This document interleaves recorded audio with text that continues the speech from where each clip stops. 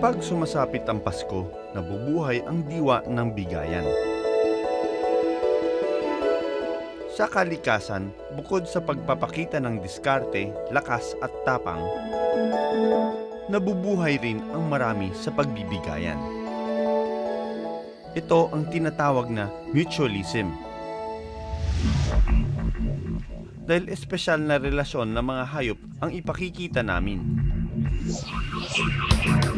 Kasama si Miko, hahanapin namin ang mga eksenang pagbibigayan ng mga ninalang sa ilalim ng tubig.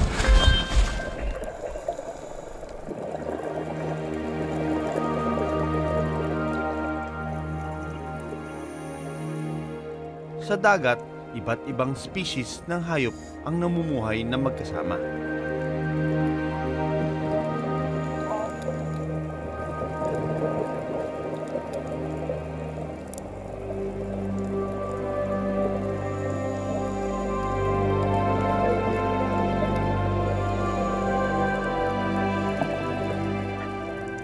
Pero ang ilan sa pinakapamilyar sa atin ang sea anemone at clownfish. Kailangan nila ng isa't isa para mabuhay.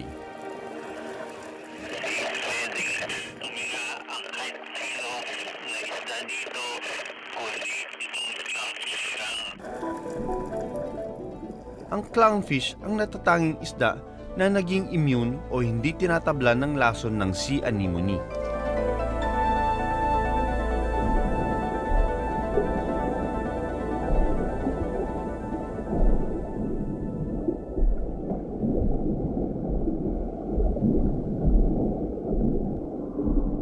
Inaatake ng mga clownfish ang gustong kumain sa sea anemone. Sa sea anemone, nagtatago ang clownfish para makaligtas sa mga predator. Sa isang taguan din, nakasalalay ang dalawang species ng hayop na mayroon ding natatanging relasyon. Meron daw hipon dito. Halos hindi ko ito mahalata dahil maliit lang siya.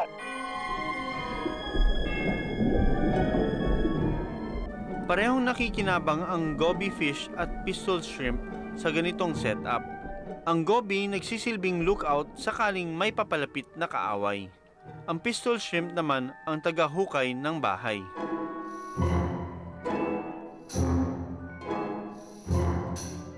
May naanod na seaweed at biglang lumabas itong goby fish. Isang maliit na isda ito na parang tulong sila ng hipon na harangin itong seaweed na ito, no? Ang goby fish at pistol shrimp ay hindi kailanman makikitang magkahiwalay. Ang tawag sa uri ng kanilang ugnayan ay obligate mutualism. Ito ay isang klaseng mutualism kung saan hindi mabubuhay ang dalawang hayop kung wala ang isa't isa. Kung mag-communicate sila, dalawa lang pala ng kanilang wings, may padating na predator.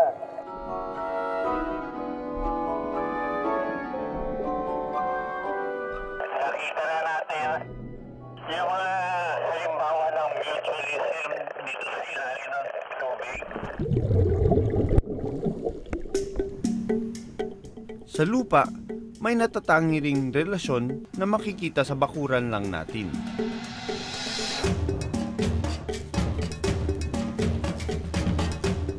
Itong mga tagak na ito na maglanding doon sa ibabaw ng baka, kaya nga tinawag silang cattle egret. Nakikinabang sila doon sa mga ectoparasites o yung mga garapata. Ang kinakain ng mga tagak dito is itong mga langaw na humihigop ng mga dugo dun sa kanyang balat, ano. Nakakasagabal ito sa kanya eh. Pero yung tagak nakikinabang dun sa mga parasites na ito. Minsan makikita ang mga tagak na nakasunod lang sa damuhan.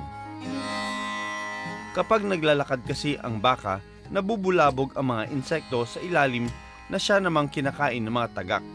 Ang tawag dito is facultative mutualism. Ibig sabihin, nabubuhay itong mga hayop na ito dahil sa isa pang klaseng hayop, pero hindi naman nila ikamamatay kung wala yung isang klaseng hayop na yon.